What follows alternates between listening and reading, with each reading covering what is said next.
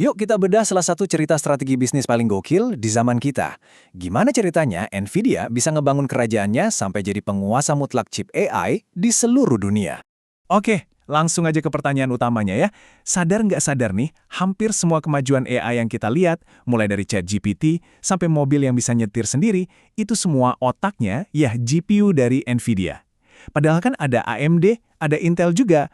Kok bisa? Seolah-olah di pertandingan ini cuma ada satu pemain.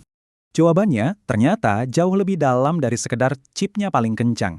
Ini tuh sebuah mahakarya strategi, sebuah benteng yang dibangun bata demi bata selama 3 dekade. Ini bukan hoki, bukan kebetulan, tapi sebuah desain besar yang dieksekusi dengan nyaris sempurna. Oke, kita mulai dari akarnya dulu. Semua ini berawal dari pilihan yang waktu itu dianggap radikal banget, fokus total.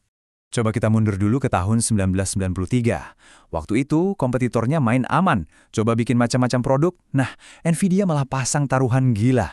Mereka bilang, udah kita cuma mau ngerjain satu hal, tapi kita bakal jadi yang terbaik di dunia buat hal itu, bikin kartografis super kencang. Titik, nggak pakai koma. Dan pertaruhan itu kebayar banget. Gara-gara fokus yang obsesif ini, teknologi mereka melesat jauh ninggalin yang lain. Mereka jadi pahlawan buat para gamer, dan nama Nvidia itu jadi identik sama satu hal, performa brutal. Tanpa mereka sadar, mereka lagi ngebangun landasan pacu buat roket yang bakal meluncur 20 tahun lagi. Nah, sekarang kita masuk ke bagian yang jadi game changer-nya. Satu kata yang kedengarannya teknis banget, tapi justru ini yang ngubah segalanya, CUDA. Coba deh bayangin gini, sebelum tahun 2006, GPU itu ibaratnya atlet lari maraton. Jago banget, tapi cuma buat satu tugas spesifik, nampilin grafis game.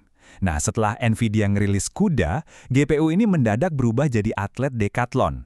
Tiba-tiba kekuatannya yang luar biasa itu bisa dipakai buat tugas apa aja yang butuh hitung-hitungan super berat. Disinilah momen aha-nya terjadi. Para peneliti AI di seluruh dunia yang tadinya frustrasi karena CPU itu lemot banget, iseng-iseng nyoba pakai GPU Nvidia. Dan hasilnya, mereka kaget. Proses ngelatih model AI yang tadinya bisa makan waktu berminggu-minggu, sekarang bisa kelar dalam hitungan hari. Mereka kayak baru aja nemuin sebuah superpower baru. Disinilah letak jeniusnya Nvidia. CUDA itu bukan cuma fitur tambahan, bukan. Ini tuh semacam parit raksasa yang ngelilingin istana mereka. Kalau kamu mau pakai superpower tadi, ya mau nggak mau kamu harus belajar dan ngoding di atas platform CUDA. Jadi Nvidia nggak cuma jual hardware, mereka menciptakan sebuah standar industri baru. Dengan hardware tercepat dan platform software yang nggak ada lawan, Nvidia udah ada di posisi yang sempurna banget. Mereka mungkin nggak tahu kapan badainya bakal datang, tapi mereka udah ngebangun bahtera paling kokoh sedunia. Lalu, boom! Ledakan AI beneran terjadi. OpenAI, Google, dan ribuan startup lainnya berlomba-lomba bikin model AI yang makin gede dan makin pintar. Mereka semua kayak orang kehausan di padang pasir dan cuma butuh satu hal yang sama, daya komputasi yang nggak ada batasnya. Dan tebak siapa yang siap dengan sumur tak terbatas itu? Ya, Nvidia. Chip A100 dan H100 mereka bukan lagi sekedar komponen komputer biasa, tapi udah kayak artefak langka yang direbutin sama semua raksasa teknologi.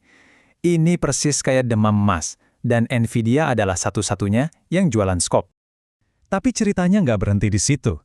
Punya produk yang tepat di waktu yang tepat itu emang hebat, tapi gimana caranya mastiin dominasi ini bertahan lama? Nah, jawabannya ada di lapisan strategi mereka yang paling dalam, ekosistem yang mengunci penggunanya. Ada istilah keren namanya switching cost. Ini tuh bukan cuma soal duit ya. Coba bayangin, kalian udah bertahun-tahun belajar dan ngebangun seluruh karir pakai software A. Terus tiba-tiba disuruh pindah ke software B. Itu kan sama aja kayak buang semua keahlian dan mulai dari nol lagi. Nah, itulah yang diciptakan sama Nvidia. Begini cara mereka ngebangun kandang emas ini. Fondasinya ya CUDA itu tadi. Di atasnya mereka sediain perpustakaan siap pakai kayak cuDNN. Terus di atasnya lagi ada alat optimisasi kayak TensorRT. Setiap lapisan ini bikin hidup para developer AI jadi jauh lebih gampang. Tapi sekaligus makin ngikat mereka ke dunianya Nvidia. Mau tindak lain hati? Wah, artinya harus ngebangun ulang semuanya dari awal. Repot banget. Visi dan strategi sepanjang 30 tahun ini jelas nggak muncul gitu aja kan? Pasti ada seorang grandmaster catur yang ngatur semua bidaknya dari awal. Dan orang itu adalah CEO-nya sendiri, Jensen Huang. Jauh sebelum kata AI jadi tren di mana-mana, dia udah pasang taruhan besar buat masa depan itu. Waktu semua orang masih lihat Nvidia sebagai perusahaan kartu gaming, dia dengan sabar dan pelan-pelan geser fokus perusahaannya ke pasar data center. Langkah yang dulu mungkin dianggap aneh, sekarang kita semua tahu, itu visi seorang jenius.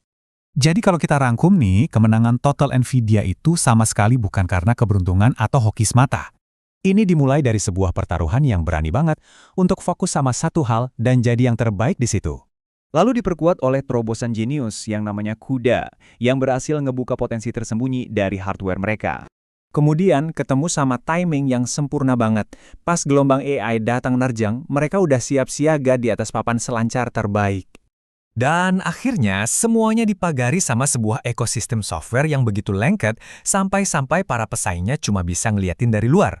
Ini benar-benar sebuah masterclass dalam membangun dominasi pasar lewat visi jangka panjang. Nah, setelah ngelihat benteng yang kokoh banget ini, pertanyaan besarnya sekarang adalah, siapa atau apa yang akhirnya bisa nantang kerajaan Nvidia ini?